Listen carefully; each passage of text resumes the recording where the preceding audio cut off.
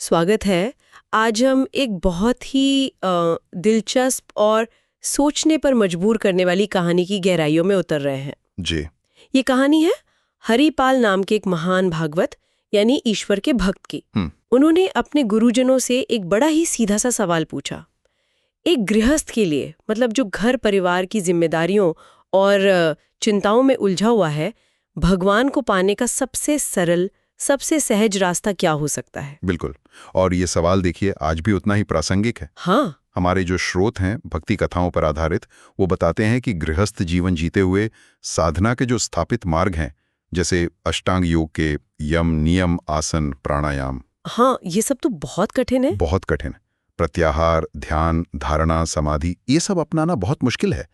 और ब्रह्म ज्ञान का मार्ग भी, वो भी अत्यंत दुर्गम माना गया है। हाँ, क्योंकि जैसा स्रोत में एक पंक्ति आती है, गृह कारज नाना जंजाला, ते अति दुर्गम शैल विशाला। सही कहा। मतलब घर गृहस्थी के अनगिनत काम और चिंताएं एक विशाल दुर्गम पहाड़ की तरह हैं। बिल्कुल। और स्रोत आगे ये भी कहता है, यही साराब आवत अति कठिनाई, राम कृपा बिलो आई न जाई। मतलब इन झंझटों के पहाड़ को पार करना भगवान की कृपा के बिना तो लगभग असंभव सा है। हाँ, मन एकाग्र करना ही मुश्किल है। घर की चिंताओं में डूबे मन को परमात्मा में पूरी तरह एकाग्र करना, स्रोत कहता है कि कोई बहुत ही कृपापात्र व्यक्ति ही ऐसा कर पाता होगा, वरना तो मन दुनियादारी के प्रपंचों में ही उलझा रहता है। तो ऐसे में हरिपाल जी का सवाल बहुत महत्वपूर्ण हो जाता है कि भाई इन कठिन रास्तों के अलावा क्या कोई ऐसा सहज उपाय है जिससे भगवत प्राप्ति हो सके? हाँ। और उनके गुरु ने उन्हें क्या जवाब दिया? चलिए इसी की पड़ताल करते हैं। हरिपाल जी ने जब पूरी विनम्रता से अपने गुरुदेव भगवान से ये प्रश्न पूछा तो उन्हें एक बिल्कुल स्पष्ट और सीधा जवाब मिला, संत सेवा। संत सेवा। हाँ, गुरु ने इसे ही भगवान प्राप्ति का निश्चित और सहज उपाय बताया। हाँ, और दिलचस्प बात यह है कि स्रोत में केवल संत सेवा कहकर बात खत्म नहीं की गई है। अच्छा। बल्कि इसकी पूरी विधि, एक तरह से कहें तो पूरा प्रोटोकॉल बताया गया है। ओह। ये केवल किसी को मतलब भोजन करा देना भर नहीं है। इसके पीछे एक गहरी श्रद्धा और समर्पण का भाव है। क्या क्या विधि बताई गई है, थोड़ा विस्तार से बताएंगे? हाँ, स्रोत के अनुसार संत को आते देख दूर से ही उन्हें प्रणाम करना है, हाथ जोड़ने हैं, फिर फूलों के द्वारा यानी पुष्प बिछाकर उनके लिए रास्ता बनाते हुए उनकी अगवानी करनी है। अच्छा। फिर उनके चरण धोने हैं और कोमल वस्त्र से पोंछना है। उन्हें आदरपूर्वक आसन पर बिठाना है, तिलक लगाना है, उनकी आरती उतारनी है और उन्हें माला पहनानी है। अरे वाह। ये सारे कार्य बाहरी दिखते हैं पर ये अंदर के सम्मान और आदर के प्रतीक हैं, ऐसा स्रोत कहता है। और भोजन कराने के बारे में क्या कहा गया है, वो कैसे हो? भोजन कराते समय भाव सबसे महत्वपूर्ण है। स्रोत कहता है कि ऐसी भावना होनी चाहिए मानो साक्षात श्री भगवान ही भोग लगा रहे हैं। और खिलाना कैसे है? बड़ी प्यार और दुलार से, जैसे कोई माँ अपने बच्चे को खिलाती है, और लीजिए, थोड़ा और लीजिए, ऐसे मनुहार करके, आग्रह करके खिलाना है। अच्छा, यानी सेवा में सिर्फ क्रिया नहीं, भाव प्रधान है। बिल्कुल, भाव ही सब कुछ है। और भोजन के बाद उन्हें आचमन कराना है। फिर अपनी क्षमता के अनुसार, चाहे रूखा सूखा ही क्यों ना हो, कुछ भेंट देनी है जी। और फिर प्रणाम करके, नमस्कार करके उन्हें विदा करना है। लेकिन यहाँ एक और बहुत महत्वपूर्ण बात स्रोत में बताई गई है। वो क्या है? उनकी जूठन को प्रसाद रूप में पाना। ओह। और उनके चरण धोए हुए जल को चरणामृत के रूप में पीना। अच्छा। ये शायद आज के समय में कुछ लोगों को अजीब लगे। हाँ, लग सकता है। लेकिन स्रोत के अनुसार ये समर्पण की मतलब पराकाष्ठा है, अहंकार के विसर्जन का प्रतीक है। ये पूरी प्रक्रिया दिखाती है कि भगवत प्राप्ति के लिए हृदय में कैसी तीव्र इच्छा, कैसी व्याकुलता होनी चाहिए और किस तरह का समर्पण चाहिए। ये केवल बाहरी कर्मकांड नहीं है, ये आंतरिक शुद्धि और विनम्रता का अभ्यास है। तो हरिपाल जी ने गुरु की इस बात को पूरी तरह मतलब आत्मसात कर लिया। जी, गांठ बांध ली जैसा कहते हैं। हाँ, गांठ बांध ली और पूरी निष्ठा और लगन से संत सेवा में जुट गए। कहते हैं उनकी सेवा की प्रसिद्धि धीरे धीरे दूर दूर तक फैलने लगी। और संतों का तो स्वभाव ही होता है विचरण करना, तो जहां भी संत मंडली जाती वहां हरिपाल जी की सेवा की चर्चा होती। अच्छा। लोग आपस में कहते, भाई अमुक जगह एक भक्त हरिपाल जी हैं, क्या अद्भुत संत सेवा करते हैं। उनके यहाँ का प्रसाद, उनकी विनम्रता, उनका सेवा भाव, अरे भाई देखते ही बनता है। तो इसका नतीजा क्या हुआ फिर? नतीजा ये हुआ कि उनके यहाँ संतों का आना जाना वो बहुत बढ़ गया। तांता लग गया होगा। बिल्कुल, तांता लग गया। अलग अलग जगहों से, विभिन्न तीर्थों से संत आने लगे। जिनकी भी यात्रा उस तरफ से होती वे हरिपाल जी के यहाँ जरूर रुकते। अब हरिपाल जी को बड़े प्रसन्न थे। उन्हें लग रहा था कि गुरु आज्ञा का पालन हो रहा है, इतनी सेवा करने का अवसर मिल रहा है। उनके लिए तो ये उत्सव जैसा था। लेकिन इस निरंतर सेवा का एक व्यावहारिक पहलू भी तो था। बिल्कुल वही हुआ। धीरे धीरे उनकी जो जमा पूंजी थी, घर में जो अन्न का भंडार था, जो संपत्ति थी, वो सब संत सेवा में लगने लगी। हाँ। क्योंकि उनके यहाँ तो रोज ही संतों की भीड़ लगी रहती थी। कभी एक मंडली जा रही है तो दूसरी आ रही है। और स्रोत में इस बात का जिक्र है कि स्थिति यहाँ तक पहुँच गई कि उन्होंने अपनी जमीन बेच दी, घर के कीमती गहने बेच दिए, सब कुछ संतों को भोजन कराने, उनकी सेवा करने में लगा दिया। हाँ, और हमें ये याद रखना चाहिए कि उस जमाने में हजारों रुपए की बहुत कीमत होती थी। हाँ, आज के जैसे नहीं। बिल्कुल नहीं। स्रोत में एक उदाहरण भी दिया गया है कि तब 1 रुपए में 5 किलो नमक आ जाता था। सोचिए। तो अंदाजा लगाइए हजारों रुपए कितनी बड़ी रकम रही होगी। ये उनकी सेवा की तीव्रता और समर्पण को दिखाता है। पर जब सारी संपत्ति बिक गई तब क्या हुआ? सेवा तो रुक नहीं सकती थी, गुरु का आदेश जो था। हाँ, यही हरिपाल जी के सामने दुविधा थी। जब अपनी सारी संपत्ति लगाने के बाद भी संतों की सेवा में कमी आने लगी तो उन्होंने बाजार से कर्ज लेना शुरू कर दिया। कर्ज? अच्छा। हाँ, कर्ज लेकर भी वो संतों को भोजन कराते रहे, उनकी सेवा करते रहे। लेकिन कर्ज की भी तो एक सीमा होती है। बिल्कुल, हजारों रुपयों का कर्ज हो गया। अब ऐसी स्थिति आ गई कि सारी संपत्ति तो पहले ही बिक चुकी थी और बाजार में दुकानदार या साहूकार और कर्ज देने को तैयार नहीं थे। वो कहते भाई पहले का हजारों का कर्ज पड़ा है, पहले वो तो चुका हो तब आगे की बात होगी। तो अब हरिपाल जी के पास न अपनी संपत्ति बची, न कर्ज मिलने का रास्ता, घर में बेचने लायक कोई वस्तु नहीं बची। और उधर संत मंडलियां लगातार आ रही हैं। कोई जय द्वारिकाधीश कहता हुआ द्वार पर खड़ा है, कोई जय सियाराम कह रहा है, कोई हर हर महादेव का नारा लगा रहा है। हाँ, अलग अलग संप्रदायों के संत, पर सभी को सेवा चाहिए। क्या स्थिति थी? ये एक अत्यंत कठिन परिस्थिति थी। एक तरफ गुरु का आदेश और अपनी निष्ठा, दूसरी तरफ साधनों का पूर्ण अभाव। संत भूखे वापस जाएं, ये हरिपाल जी को स्वीकार नहीं था। उन्होंने विचार किया कि अब क्या किया जाए। और इसी विचार के बाद उन्होंने एक ऐसा निर्णय लिया जो शायद सामान्य परिस्थितियों में कोई भक्त लेने की सोच भी नहीं सकता। क्या? श्रोत में इसे एक पदगान के रूप में बताया गया है। संपत्ति गई, कर्जा हो गया, संत भूखे नहीं जाएंगे, चाहे हमें चोरी करना पड़े। चोरी, ये शब्द सुनकर थोड़ा झटका लगता है। क्या इसका मतलब है कि उन्होंने वाकई घरों में सेंध लगाना या राह चलते लोगों की जेब काटना शुरू कर दिया? नहीं। स्रोत बताता है कि ये चोरी उस तरह की नहीं थी जैसा हम आमतौर पर समझते हैं। हरिपाल जी शारीरिक रूप से काफी लंबे तगड़े, विशाल शरीर के थे।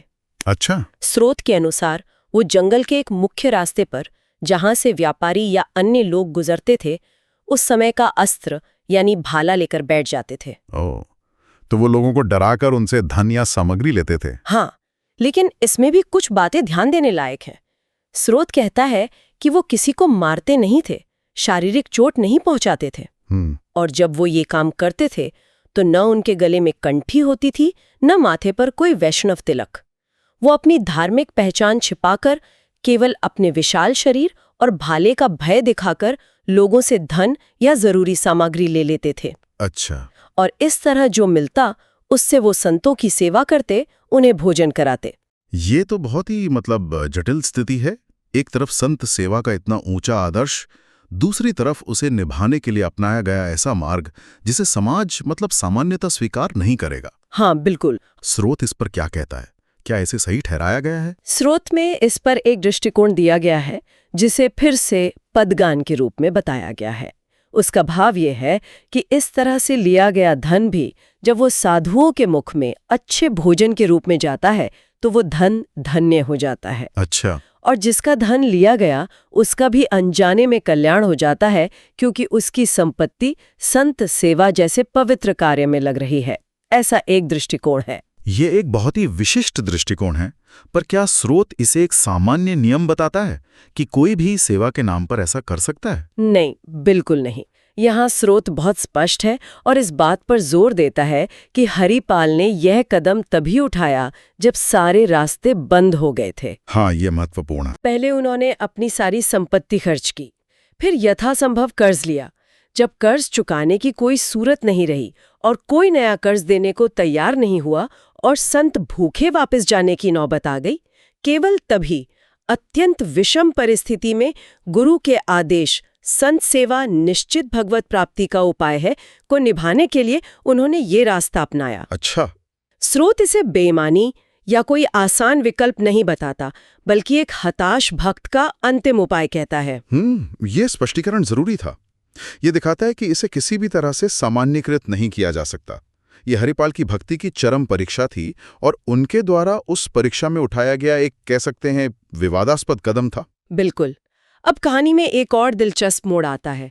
जब हरिपाल जी इस तरह से धन संग्रह करने लगे तो धीरे धीरे जंगल के उस रास्ते पे ये खबर फैल गई कि वहां कोई डाकू है। अच्छा, लोगों में डर फैल गया होगा, जाहिर है। भगवान का नाम जप रहे होते हैं। क्या बात है। या जिनके गले में कंठी और माथे पर तिलक लगा होता है। ये डाकू कौन है, किसी को ठीक से पता नहीं था, क्योंकि हरिपाल जी अपनी पहचान छिपा कर ये करते थे। इसका क्या नतीजा हुआ? ये तो बड़ी अनोखी बात है। नतीजा ये हुआ कि उस रास्ते से गुजरने वाला हर व्यक्ति, चाहे उसने जीवन में कभी भगवान का नाम न लिया हो, कभी कंठी तिलक धारण न किया हो, वो भी डर के मारे जोर जोर से भगवान का नाम जपने लगा। अरे! कोई श्री राम जय जय राम चिल्ला रहे, कोई राधे राधे, कोई कृष्ण कृष्ण, और रास्ते से गुजरने तक के लिए अस्थायी रूप से ही सही गले में कंठी और माथे पर तिलक भी लगाने लगे। क्या विडंबना है ना? जिस कार्य को हरिपाल जी मजबूरी में शायद अपराध बोध के साथ कर रहे थे, उसी का अप्रत्यक्ष परिणाम ये हुआ कि पूरा रास्ता भगवान नाम से गूंजने लगा। कमाल है। लोग भय से ही सही पर नाम जप तो करने लगे। इसे स्रोत में शायद भक्त का प्रताप कहा गया है। भक्त की क्रिया चाहे वो कैसी भी हो, उसका प्रभाव भी भगवानमय हो जाता है। ये सचमुच हैरान करने वाला परिणाम है। लेकिन इससे हरिपाल जी की समस्या का क्या समाधान हुआ? उनकी चोरी का उद्देश्य तो संत सेवा के लिए धन जुटाना था। यहीं उनके लिए एक नई समस्या खड़ी हो गई। कैसे? उनका अपना नियम था कि वो किसी वैष्णव को, यानी जिसके गले में कंठी हो, माथे पर तिलक हो या जो भगवान का नाम ले रहा हो, उसे नहीं लूटेंगे। हाँ, ये तो था। और अब उस रास्ते पर हर कोई वैसा ही दिखने लगा। जो भी निकले जोर जोर से नाम जप रहा है, कंठी तिलक लगाए हुए। अब वो किसे रोकें, किससे धन ले? अरे बाप रे! उनकी चोरी का ये रास्ता भी अब बंद हो गया। यानी जिस रास्ते को उन्होंने अंतिम उपाय समझकर अपनाया था, वो भी अब उन्हीं के बनाए नियम और लोगों की प्रतिक्रिया के कारण बंद हो गया। हाँ। अब उनके पास संत सेवा के लिए साधन जुटाने का कोई जरिया नहीं बचा और घर में कुछ नहीं। अब उनका सत्कार करना है, उन्हें भोजन कराना है, पर घर में अन्न का एक दाना नहीं है।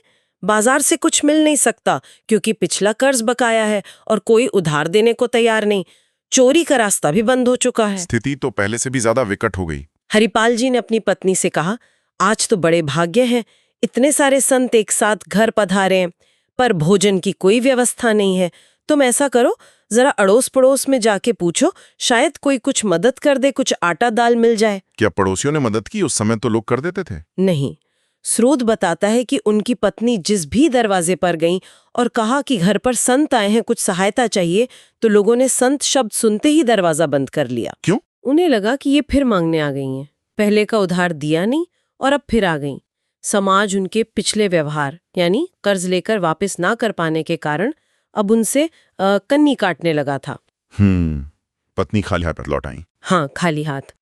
उन्होंने आकर हरिपाल जी से कहा, कहीं से एक दाना भी नहीं मिला है। लगता है आपके व्यवहार का प्रताप सब जगह फैल गया है। लोग हमें देखते ही दरवाजा बंद कर लेते हैं। उफ, ये सुनना हरिपाल जी के लिए कितना कठिन रहा होगा। जिस संत सेवा के लिए उन्होंने सब कुछ किया, उसी के कारण अब समाज भी उनसे विमुख हो गया था। हरिपाल जी अब पूरी तरह से निरुपाय, असहाय महसूस कर रहे थे। न अपनी संपत्ति, न बाजार से उधार, न चोरी का उपाय कारगर रहा, न ही पड़ोसियों से कोई मदद मिली। कुछ भी नहीं। और सामने संत मंडली बैठी है, भूखी। उन्हें भूखे वापस भेजना, ये तो हरिपाल जी के लिए सबसे बड़ा अनर्थ था, गुरु आज्ञा का उल्लंघन था। इस चरम असहायता की स्थिति में उन्होंने क्या किया? जब सारे मानवीय प्रयास विफल हो गए, सारे रास्ते बंद हो गए, तब उन्होंने वही किया जो शायद ऐसी स्थिति में कोई सच्चा भक्त करता है। उन्होंने कहा, अब तो केवल भगवान का ही सहारा है, उन्हीं का स्मरण करते हैं। उनको अपने गुरुदेव और भगवान के वचन याद आते हैं बार बार कि भाई साधु सेवा से ही भगवान मिलते हैं। हाँ। पर समस्या ये है कि उनके पास साधन नहीं है। वो अंदर ही अंदर सोच रहे हैं, जैसा स्रोत बताता है कि देखो गुरुदेव, भगवान ने कहा था साधु सेवा से भगवान मिलेंगे, तो प्रभु आप मिलो ना मिलो, पर आज संत हमारे यहाँ से भूखे नहीं जाने चाहिए। और ये चिंता कोई मामूली चिंता नहीं है, ये उनके जीवन का जैसे एकमात्र ध्येय बन गया है। कोई उपाय नहीं सूझ रहा उन्हें, और वो पूरी तरह से भगवान को पुकार रहे हैं कि प्रभु कोई उपाय बताओ, कुछ सुनाई नहीं दे रहा। हाँ, और उनकी ये पुकार इतनी सच्ची, इतनी तीव्र है कि वो सीधे भगवान तक पहुंचती है जी। और यहीं से भगवान की वो अद्भुत लीला शुरू होती है। हरिपाल जी की पुकार सुनकर भगवान एक संकल्प लेते हैं, पर यहाँ एक बड़ा दिलचस्प मोड़ है। स्रोत ये साफ कहता है, भगवान हरिपाल जी के दर्शन करने का निश्चय करते हैं, उन्हें दर्शन देने का नहीं। हाँ, ये बहुत महत्वपूर्ण बात है। भगवान कहते हैं, एक भगत है, आज उसके दर्शन करने जा रहे हैं। ये दर्शन करने जाना ये अपने आप में खास है। बिल्कुल, ये बात जो पारंपरिक भक्ति की धारणा है ना, उसको जैसे पलट देती है। आमतौर पर तो भक्त तरसते हैं भगवान के दर्शन को, यहाँ भगवान खुद जा रहे हैं भक्त दर्शन करने। ये हरिपाल जी की भक्ति की असाधारण स्थिति और उनके लिए भगवान का जो गहरा सम्मान है उसको दिखाता है। और सिर्फ जाने का निश्चय नहीं, तैयारी भी देखिए। स्रोत बताता है कि भगवान खुद अपने हाथों से कीमती कीमती गहने छांट छांट कर पहन रहे हैं। बढ़िया रत्नों से जटित मुकुट, कुंडल, करधनी, बाजूबंद, कंकण सब धारण। वाह! मुकुट, कुंडल, करधनी, बाजूबंद, पूरा दिव्य श्रृंगार। ये जो भगवान का खुद इतना सजना संवरना है ना, ये सिर्फ तैयारी नहीं है, ये प्रतीकात्मक भी है। ये दिखाता है कि वो इस मुलाकात को कितना महत्व दे रहे हैं। ये उस भक्त के लिए खास सम्मान है जिसके दिल में सेवा की भावना इतनी सच्ची, इतनी निस्वार्थ है, जैसे उसके दिल की पवित्रता का उत्सव मना रहे हों। तो जब रुक्मिणी जी देखती हैं कि भगवान इतने सज धज कर, इतने कीमती गहने पहनकर कहीं जा रहे हैं, तो जाहिर है वो उत्सुक हो जाती हैं, पूछती हैं, कहाँ प्रभु इतना दिव्य श्रृंगार करके? हाँ, स्वाभाविक है। भगवान बताते हैं कि वो एक भक्त के दर्शन करने जा रहे हैं। रुक्मिणी जी का चौंकना और फिर इच्छा जताना ये समझा जा सकता है। वो कहती हैं, प्रभु जिन ऐसे महाभागवत के आप दर्शन करने जा रहे हैं, मैं भी दर्शन करने चलूंगी। उन्हें भी इच्छा होती है उस महान भक्त को देखने की, जिसके लिए स्वयं भगवान इतनी तैयारी कर रहे हैं। भगवान तुरंत मान जाते हैं, कहते हैं बिल्कुल बिल्कुल, आज तो हम जरूर ले चलेंगे। लेकिन फिर वो एक बड़ी अजीब सी शर्त रखते हैं। पहले तो कहते हैं, पर देखो बढ़िया बढ़िया पूरा श्रृंगार कर लो। अच्छा। और फिर असली शर्त बताते हैं, कोई भी भगवत चर्चा नहीं करनी है, कोई भी भगवत चिन्ह धारण नहीं करना, मतलब गले में तुलसी माला या कोई और पहचान चिन्ह नहीं। सिर्फ संसारिक कीमती गहने पहनने हैं और रास्ते में सिर्फ दुनियादारी की बातें, व्यापार की बातें करनी है, भगवान का नाम तक नहीं लेना। ये शर्त तो रुक्मिणी जी को बिल्कुल चक्कर में डाल देती होगी। वो हैरान होकर पूछती हैं, प्रभु ऐसे कैसे भक्त के पास जा रहे हो जो भगवत चिन्ह से परहेज करता है, भगवत चर्चा से परहेज करता है? उनके मन में सवाल उठता है कि भाई ये कैसा भक्त है, क्या वो सचमुच भक्त है भी? भगवान कोई लंबा चौड़ा जवाब नहीं देते, बस कहते हैं हम जो कहें वो मान लो, और उन्हें भरोसा दिलाते हैं बहुत उच्च कोटि का भक्त है, दर्शन से निहाल हो जाओगी, ऐसे भक्त का कभी दर्शन नहीं हुआ होगा। भगवान की यह शर्त असल में लीला के रहस्य को और गहरा कर देती है। इसका मकसद शायद भक्त की परीक्षा लेना उतना नहीं, जितना कि उसकी जो सेवा भावना है ना, उसको उसके सबसे शुद्ध रूप में बिना किसी बाहरी असर के सामने आने देना है। हाँ, ये भी हो सकता है। ये देखना कि क्या वो सांसारिक ऐश्वर्य या लोगों को देखकर भी अपनी सेवा निष्ठा पर टिका रहता है, या शायद ये पूरी स्थिति को एक खास दिशा देने का भगवान का अपना तरीका है। रुक्मिणी जी हालांकि हैरान है, पर मान जाती हैं और तैयारी करती हैं। स्रोत कहता है कि उन्होंने तो भगवान से भी बढ़कर श्रृंगार किया। अच्छा। हाँ, लिखा है रुक्मिणी जी ने फौरन श्रृंगार, प्रभु से ज्यादा रुक्मिणी जी का श्रृंगार। जब इतना महान भगत है कि प्रभु सब कीमती पहन रहे हैं, तो और बढ़िया बड़े और सब। वो सोचते हैं कि भाई भक्त तो जरूर कल्पना से भी परे महान होगा। ये जो सांसारिक भेष बनाना है, सेठ सिठानी का रूप लेना, ये आगे जो घटनाएं होने वाली हैं उसके लिए एक तरह से मंच तैयार कर रहा है। ये न सिर्फ हरिपाल जी की प्रतिक्रिया पर असर डालेगा, बल्कि रुक्मिणी जी के मन में जो सवाल उठ रहे हैं वो हमें भी सोचने पर मजबूर करते हैं कि भाई भक्ति का असली रूप क्या है और भगवान की लीलाएं कितनी गहरी हो सकती हैं। तो योजना के मुताबिक भगवान और रुक्मिणी जी पूरी तरह सजे धजे एक अमीर सेठ और सेठानी का रूप धरकर हरिपाल जी के गांव के बाहर पहुंचते हैं और उन्हें बुलवाते हैं। जी, और वे हरिपाल जी से कहते हैं, भाई सुनो, सुनते हैं जंगल में कोई चोर वगैरह का डर लगता है, हम दोनों सेठ सेठानी हैं, ये लो सोने की एक मोहर, और हमें ये जंगल जरा सुरक्षित पार करा दो। डर का बहाना करते हैं। हरिपाल जी के लिए तो ये ऐसा है जैसे किसी मरते को पानी मिल गया हो। वो तो पहले से ही संतों को खिलाने के लिए साधन ढूंढ रहे थे। उन्होंने सेठ सेठानी के भेष को ध्यान से देखा। गले में कोई तुलसी माला नहीं, माथे पर तिलक नहीं, कोई भगवत चिन्ह नहीं, बस कीमती कपड़े और ढेरों गहने। उनके मन में तुरंत ख्याल आया, जैसा स्रोत कहता है, भगवान आज तो बरस पड़े, आज खूब संत सेवा होगी। यहाँ हरिपाल जी की संत सेवा की जो लगन है, उसकी तीव्रता देखने लायक है। वो उस पल में भेष में छिपे भगवान को पहचानने की हालत में ही नहीं है। उनका पूरा ध्यान उन गहनों पर है जिन्हें देखकर वो अंदाजा लगा रहे हैं कि इनसे तो महीनों तक संत सेवा चलेगी। वो उन्हें अपनी सेवा के लिए भगवान का भेजा हुआ साधन मान रहे हैं। उन्होंने फौरन कहा, मोहर दो या न दो, हम आपको जंगल पार करा देंगे। उनकी नजर तो उन रत्नों पर टिक गई थी जिनसे संत सेवा हो सकती थी। और फिर ये विडंबना देखिए, जो भगवान खुद जगत रूपी जंगल से पार कराने वाले हैं, हरिपाल जी उन्हें छोटा सा जंगल पार कराने का भरोसा दे रहे हैं। ये सचमुच बहुत विडंबनापूर्ण है और दिखाता है कि हरिपाल जी का मन किस कदर अपनी ही धुन में रमा हुआ है।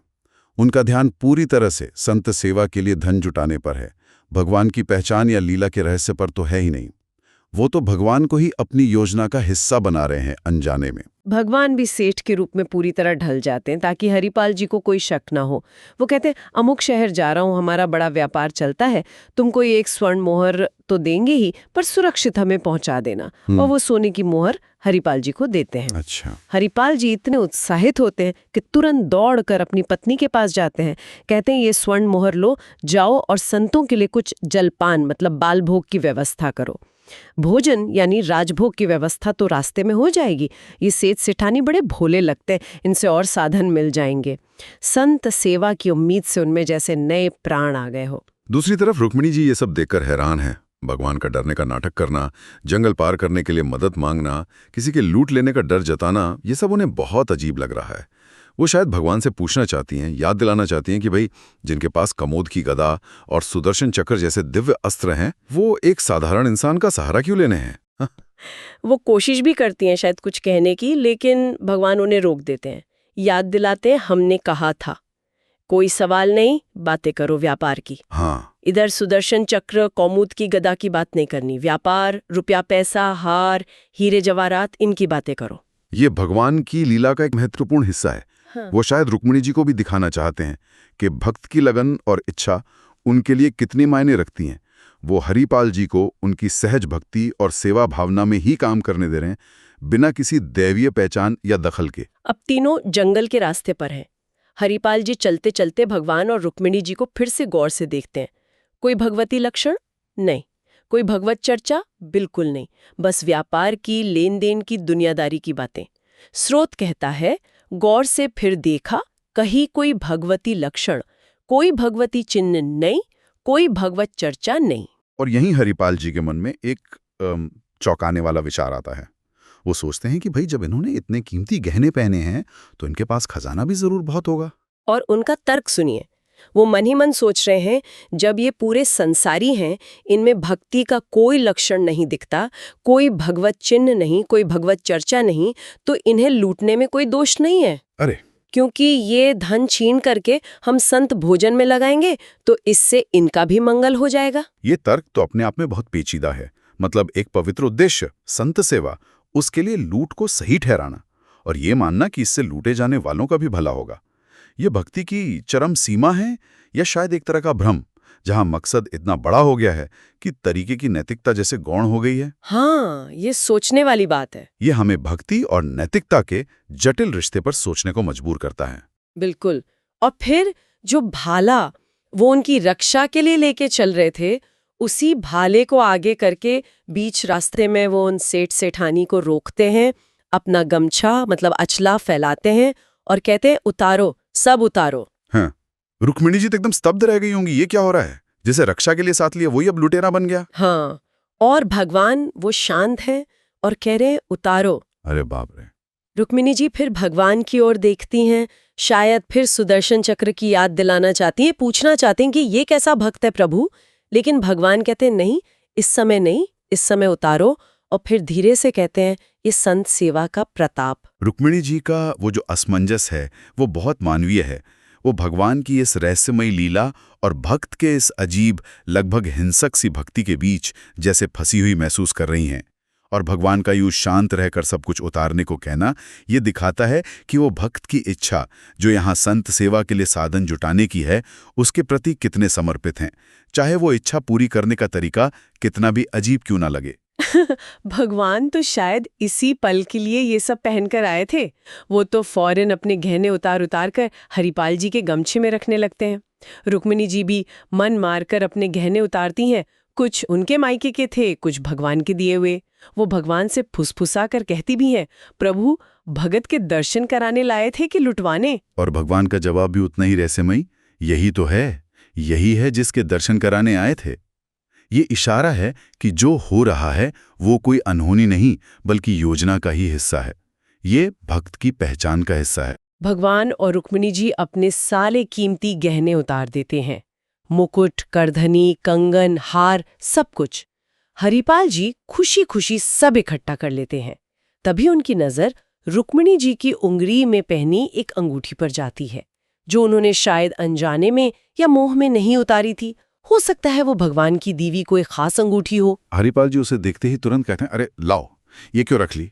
इतने में कितने संत भोजन पाएंगे? उनका ध्यान सिर्फ और सिर्फ संत सेवा के लक्ष्य पर है। एक अंगूठी भी उन्हें बहुत कीमती लग रही है। और स्रोत इस पल का वर्णन बहुत नाटकीय ढंग से करता है। हरिपाल जी ने अंगूठी उतारने के लिए रुक्मिणी जी की उंगली पकड़ी, और जब वो आसानी से नहीं निकली तो उन्होंने उंगली को थोड़ा मरोड़कर धीरे से वो अंगूठी भी उतार ली, कहते हुए, कितने संतों का इसमें पेट भरेगा, भोजन होगा। ये कहानी का चरमोत्कर्ष है, सबसे तीव्र क्षण।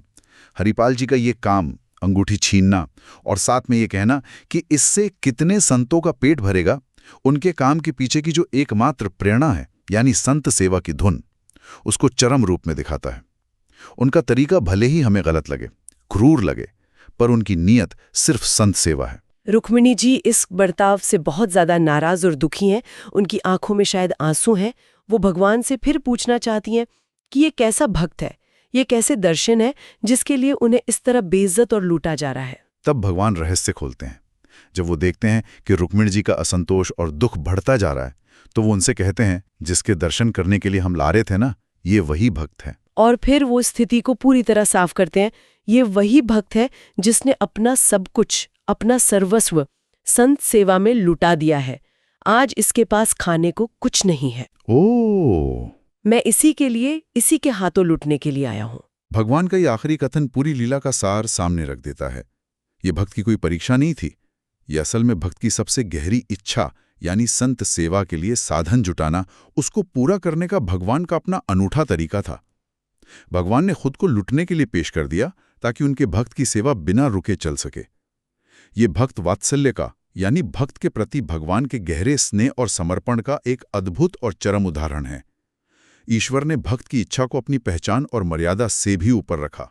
तो ये थी हरिपाल जी और भगवान की अद्भुत लीला की कहानी, जहां भगवान भक्त के दर्शन करने जाते हैं, दुनियावी भेष बनाते हैं और खुद को लुटवाकर भक्त की सबसे तीव्र इच्छा पूरी करते हैं। हमने देखा कि हरिपाल जी की संत सेवा के प्रति निष्ठा इतनी एकाग्र और प्रबल थी कि उन्होंने न सिर्फ भगवान को पहचाना नहीं, बल्कि अपनी सेवा के लिए उन्हें लुटने तक को तैयार हो गए, और उस लूट को भी उन सेठ सेठानी यानी भगवान और रुक्मिणी के लिए मंगलकारी मान लिया। ये कथा हमें भक्ति के बहुत गहरे, जटिल और कभी-कभी विरोधाभासी से लगने वाले रूपों से मिलवाती है। ये दिखाती है कि भक्ति की अभिव्यक्ति कितनी अलग, कितनी अप्रत्याशित और कभी-कभी सामाजिक नियमों से परे भी हो सकती है। हाँ, और ये हमें कई जरूरी सवालों पर सोचने के लिए मजबूर करती है। जैसे, क्या किसी नेक मकसद के लिए अपनाया गया रास्ता हमेशा नैतिक या पारंपरिक रूप से सही होना चाहिए? भक्ति में भाव की प्रधानता कहाँ तक ठीक है, खासकर जब वो स्थापित नैतिक या सामाजिक धारणाओं से टकराती हुई लगे? हरिपाल जी का काम भक्ति की पराकाष्ठा है या नैतिकता का उल्लंघन? ये वाकई गहरे सवाल हैं जिन पर हर सुनने वाला अपने अपने ढंग से सोच सकता है। और आखिर में श्रोताओं के लिए एक विचार छोड़ जाते हैं। इस कथा के संदर्भ में ईश्वर और भक्त के बीच के रिश्ते की कौन सी तस्वीर आपको सबसे ज्यादा सही लगती है? क्या ये एक पालक और पालित मतलब संरक्षक और आश्रित का रिश्ता है, जहां ईश्वर भक्त की देखभाल और जरूरतें पूरी करता है? या ये रिश्ता कुछ और गहरा है, शायद प्रेमी और प्रेमिका जैसा, जहां एक दूसरे की इच्छा और खुशी के लिए किसी भी हद तक जाया जा सकता है, यहां तक कि खुद को लुटवाने या अपनी पहचान को दांव पर लगाने तक भी? इस पर विचार कीजिएगा।